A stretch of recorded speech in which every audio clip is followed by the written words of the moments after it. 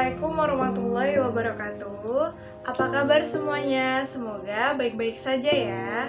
Oke, pada pembelajaran kali ini kita akan belajar mengenai tema 7 tentang peristiwa dalam kehidupan. Yuk kita belajar bersama. Banyak peristiwa dalam kehidupan. Ada peristiwa pribadi, peristiwa keluarga, peristiwa masyarakat, bahkan ada juga peristiwa yang dialami oleh bangsa dan negara. Peristiwa dapat dibedakan menjadi dua macam. Pertama, peristiwa yang menyenangkan, yaitu peristiwa yang membuat kita senang. Yang kedua, peristiwa yang tidak menyenangkan. Misalnya, peristiwa yang membuat kita sedih. Nah, sekarang coba kalian amati ya gambar-gambar berikut ini. Berikan tanda centang atau checklist pada peristiwa yang menyenangkan. Lalu berikan tanda silang pada peristiwa yang tidak menyenangkan ya. Nah, berikut ini gambar-gambarnya. Coba kalian perhatikan satu persatu ya. Nah, pada gambar ini ada seorang anak yang karena prestasinya ia mendapatkan piala dan juga penghargaan. Nah, menurut kalian, apakah peristiwa ini menyenangkan atau menyedihkan? Ya, benar sekali. Ini contoh peristiwa yang menyenangkan. Kalian beri tanda checklist ya. Selanjutnya, pada gambar kedua. Di sini, karena suatu penyakit, Dayu harus dirawat di rumah sakit. Nah, menurut kalian, apakah ini peristiwa menyenangkan atau menyedihkan? Ya, tepat sekali. Ini adalah contoh peristiwa menyedihkan. Kalian beri tanda silang ya. Lanjut kepada peristiwa yang ketiga. Pada gambar ini, Lani sedang merayakan hari ulang tahunnya. Wah, menurut kalian apakah ini peristiwa menyenangkan atau menyedihkan anak-anak? Ya, benar. Ini adalah contoh peristiwa menyenangkan, yaitu merayakan hari ulang tahun. Kita berikan tanda checklist di bawah gambar ini ya. Nah, berikutnya pada gambar keempat, karena kurang hati-hati, Benny jatuh dari sepedanya. Nah, anak-anak, apakah ini peristiwa menyenangkan atau peristiwa menyedihkan? Ya, tepat. Ini contoh peristiwa menyedihkan ya. Kalian berikan tanda silang di bawah gambar ini. Berikutnya, pada gambar yang kelima, sebuah kampung dilanda banjir bandang. Wah, kasihan sekali ya.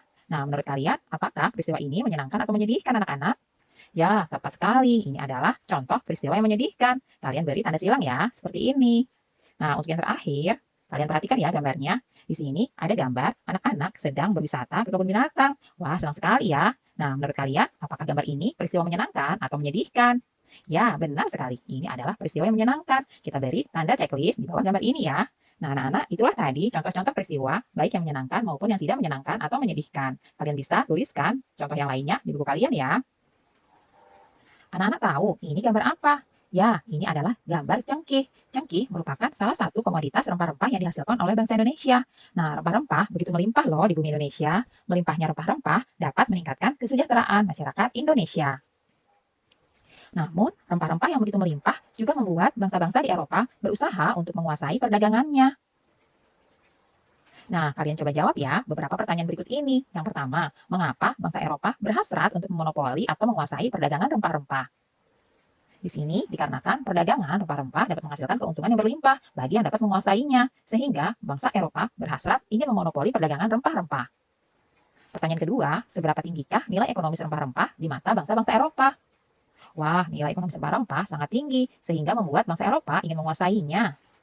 Pertanyaan ketiga, apa hubungan rempah-rempah dan penjajahan di Indonesia? Siapa yang tahu jawabannya?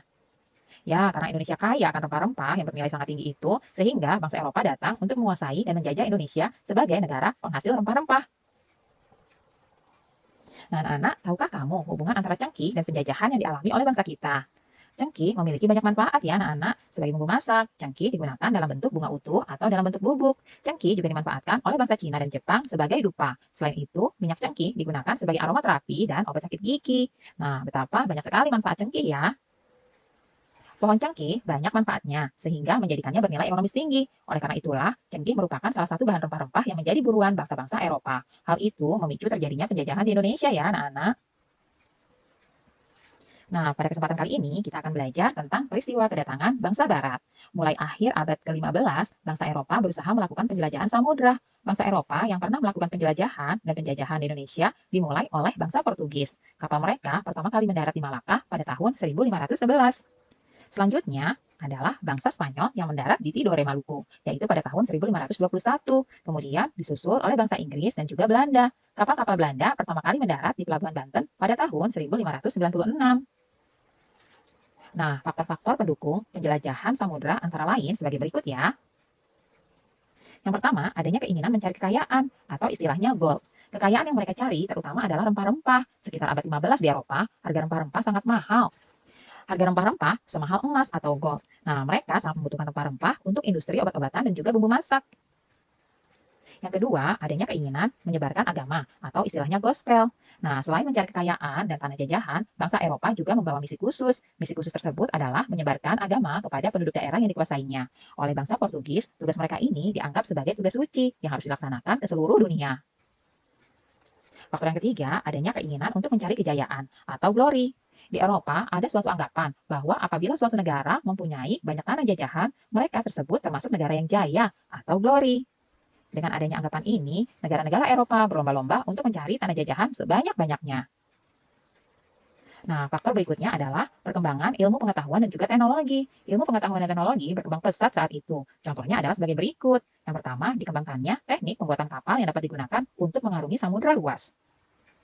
Yang kedua, ditemukannya mesiu untuk persenjataan. Senjata dapat digunakan untuk melindungi pelayaran dari ancaman bajak laut dan sebagainya. Yang ketiga, untuk menentukan arah, biasanya mereka berpedoman pada bintang, sehingga jika angkasa tertutup awan, mereka tidak dapat meneruskan pelayarannya. Nah, dengan kompas, mereka bebas berlayar ke arah manapun tanpa gangguan, baik siang maupun malam. Nah, anak-anak, itulah tadi faktor-faktor yang menyebabkan bangsa Barat melakukan pelayaran, menjelajah samudera, dan juga mencari tanah jajahan. Anak-anak, coba kalian kemudian tuliskan kembali arti dari gold, gospel, dan glory pada kolom berikut ini ya. Nah, apa sih yang dimaksud dengan gold? Gold itu artinya kekayaan. Kekayaan yang mereka cari terutama adalah rempah-rempah. Sekitar abad 15 di Eropa, harga rempah-rempah sangat mahal. Harga rempah-rempah itu semahal emas. Yang kedua adalah gospel. Gospel artinya menyebarkan agama. Tugas mereka ini dianggap sebagai tugas suci yang harus dilaksanakan ke seluruh dunia dan dipelopori oleh bangsa Portugis. Kemudian glory. Glory artinya kejayaan. Dulu negara yang mempunyai banyak tanah jajahan, negara tersebut termasuk negara yang jaya. Oleh karena itu, negara-negara Eropa berlomba mencari tanah jajahan. Itulah tadi yang dimaksud dengan gold, gospel, dan juga glory ya anak-anak. Kalian bisa membedakannya bukan? Selanjutnya masuk ke tema 7 subtema 1, pembelajaran 2. Yuk kita simak bersama-sama. Demi mewujudkan semboyan 3G atau Gold, Glory, dan Gospel, bangsa-bangsa Eropa di Indonesia membentuk pemerintahan kolonial di Indonesia. Tidak lagi hanya urusan perdagangan ya. Pemerintahan kolonial yang mereka bentuk semata-mata hanya untuk melanggengkan dan memperluas kekuasaan mereka terhadap bangsa Indonesia. Nah, dengan begitu penderitaan rakyat Indonesia pun semakin bertambah. Pemerintahan kolonial melakukan penindasan-penindasan dengan membuat peraturan dan program kerja yang hanya menguntungkan pihak mereka sendiri, seperti kerja paksa, tanam paksa, dan lain-lain. Nah, bagaimanakah pemerintahan kolonial di Indonesia terbentuk? Lalu, bagaimana pula kondisi rakyat Indonesia saat itu? Simak penjelasan Bu Guru berikut ini ya. Peristiwa-peristiwa pada masa pemerintahan kolonial Inggris.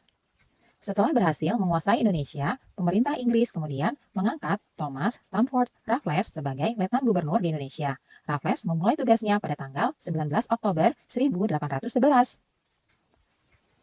Kebijakan yang diambil Raffles itu diantaranya adalah kebijakan di bidang ilmu pengetahuan. Yang pertama, Raffles mengundang ahli pengetahuan dari luar negeri untuk mengadakan berbagai penelitian ilmiah di Indonesia. Yang kedua, Raffles bersama Arnoldi berhasil menemukan bunga bangkai sebagai bunga raksasa dan terbesar di dunia. Bunga tersebut diberinya nama ilmiah Rafflesia arnoldi. Kemudian yang ketiga, Raffles menulis buku History of Java dan merintis pembangunan Kebun Raya Bogor. Kebun Raya Bogor merupakan kebun biologi yang mengoleksi berbagai jenis tanaman di Indonesia, bahkan dari berbagai penjuru dunia. Kebijakan kedua yang diambil oleh Raffles itu adalah kebijakan di bidang ekonomi. Di antaranya menghapus kontingenten penyerahan diganti dengan sistem sewa tanah atau land rente.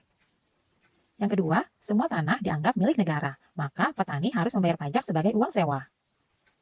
Upaya selanjutnya adalah upaya Raffles menerapkan sistem pajak tanah yang mengalami kegagalan karena faktor-faktor berikut ini. 1. Sulitnya menentukan besar kecilnya pajak bagi pemilik tanah karena tidak semua rakyat mempunyai tanah yang sama. Yang kedua, sulit menentukan luas sempitnya dan tingkat kesuburan tanah petani. Yang ketiga, keterbatasan pegawai-pegawai Raffles. Yang keempat, masyarakat desa belum mengenal sistem uang. Nah, berikutnya kebijakan di bidang pemerintahan dan sosial. Yang pertama, kebijakan yang diambil Raffles itu adalah Pulau Jawa dibagi menjadi 16 keresidenan termasuk Yogyakarta dan Surakarta. Setiap keresidenan mempunyai badan pengadilan. Dan yang terakhir, melarang perdagangan budak. Nah, anak-anak, itulah tadi peristiwa-peristiwa yang terjadi di masa kolonial pemerintahan Inggris. Berikutnya adalah peristiwa-peristiwa pada masa pemerintahan kolonial Belanda. Pada tahun 1595, Belanda berangkat dari Eropa di bawah pimpinan Cornelis de Houtman dan sampai di Indonesia pada tahun 1596 dengan mendarat di Banten. Sejak pelayaran de Houtman, banyak berdiri perusahaan-perusahaan dagang Belanda yang masing-masing memiliki kapal sendiri dan berlayar ke Indonesia.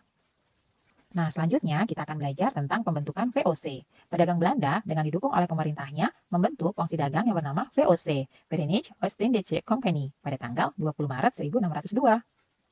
Tujuan didirikannya VOC yang pertama adalah menguasai pelabuhan-pelabuhan penting, lalu menguasai kerajaan-kerajaan di Indonesia, dan melaksanakan monopoli perdagangan rempah-rempah. Pengalihan kekuasaan VOC kepada kerajaan Belanda. Memasuki akhir abad ke-18, kejayaan VOC mulai merosot. Nah, faktor yang menyebabkan kemerosotan VOC itu diantaranya adalah faktor internal, yaitu banyak pegawai VOC melakukan korupsi. Selain itu, sulitnya melakukan pengawasan terhadap daerah kekuasaan VOC yang sangat luas. Nah, faktor eksternal dari kemerosotan VOC itu adalah pertama meletusnya revolusi Prancis menyebabkan Belanda jatuh ke tangan Prancis di bawah pimpinan Napoleon Bonaparte. Nah, yang kedua yaitu penentangan oleh rakyat Indonesia terhadap VOC dalam bentuk peperangan yang banyak menyedot pembiayaan dan juga tenaga. Anak-anak, pada tanggal 15 Januari 1808, Herman W. Daendels menerima kekuasaan dari Gubernur Jenderal Wyss. Daendels dibebani tugas mempertahankan Pulau Jawa dari serangan Inggris karena Inggris telah menguasai daerah kekuasaan VOC di Sumatera, Ambon, dan Banda. Sebagai Gubernur Jenderal, langkah-langkah yang ditempuh Daendels itu antara lain: yang pertama, meningkatkan jumlah tentara dengan cara mengambil dari berbagai suku bangsa di Indonesia. Yang kedua, membangun pabrik senjata di Semarang dan Surabaya. Yang ketiga, membangun pangkalan armada di Anyar dan Ujung Kulon. Yang keempat, membangun jalan raya dari Anyar hingga Panarukan sepanjang lebih kurang 1.100 km. Dan yang terakhir, membangun benteng-benteng pertahanan. Daendels menerapkan sistem kerja paksa atau Rodi. Daendels juga melakukan berbagai usaha untuk mengumpulkan dana dalam menghadapi Inggris, antara lain mengadakan penyerahan hasil bumi, memaksa rakyat menjual hasil buminya kepada pemerintah Belanda dengan harga murah, mewajibkan rakyat Priangan untuk menanam kopi, dan menjual tanah-tanah. Sekarang masuk ke tema 7, subtema 1, pembelajaran 3. Yuk simak. Anak-anak, berbagai kebijakan pemerintah kolonial telah menyengsarakan rakyat Indonesia. Salah satunya adalah sistem tanam paksa yang dilaksanakan pemerintah kolonial Belanda. Nah, apakah sistem tanam paksa itu? Lalu, apa pengaruhnya terhadap kehidupan rakyat Indonesia? Nah, anak-anak, mari kita simak penjelasan Bu Guru berikut ini ya.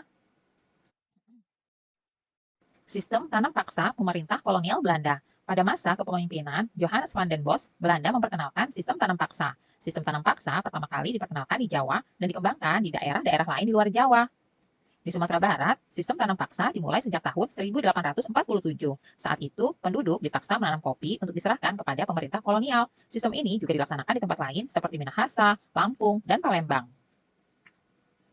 Kopi merupakan tanaman utama di Sumatera Barat dan Minahasa. Adapun lada merupakan tanaman utama di Lampung dan Palembang. Di Minahasa, kebijakan yang sama juga berlaku pada tanaman kelapa. Pelaksanaan tanam paksa banyak terjadi penyimpangan, diantaranya sebagai berikut. Yang pertama, jatah tanah untuk tanaman ekspor melebihi 1/5 tanah garapan, apalagi jika tanahnya subur. Yang kedua, rakyat lebih banyak mencurahkan perhatian, tenaga, dan waktunya untuk tanaman ekspor, sehingga banyak yang tidak sempat mengerjakan sawah dan ladang sendiri. Yang ketiga, rakyat yang tidak memiliki tanah harus bekerja melebihi 1-5 tahun.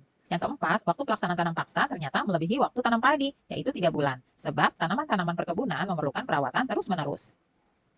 Kemudian, yang kelima, setiap kelebihan hasil panen dari jumlah pajak yang harus dibayarkan kembali kepada rakyat ternyata tidak kembalikan kepada rakyat. Yang keenam, kegagalan panen tanaman wajib menjadi tanggung jawab rakyat atau petani. Adanya penyimpangan-penyimpangan pelaksanaan tanam paksa membawa akibat yang memberatkan rakyat Indonesia. Akibat penyimpangan pelaksanaan tanam paksa tersebut antara lain, banyak tanah terbengkalai sehingga panen gagal, rakyat makin menderita, wabah penyakit merajalela, bahaya kelaparan melanda Cirebon dan memaksa rakyat mengungsi ke daerah lain untuk menyelamatkan diri. Kelaparan hebat juga terjadi di Grobogan yang mengakibatkan banyak kematian sehingga jumlah penduduk menurun tajam.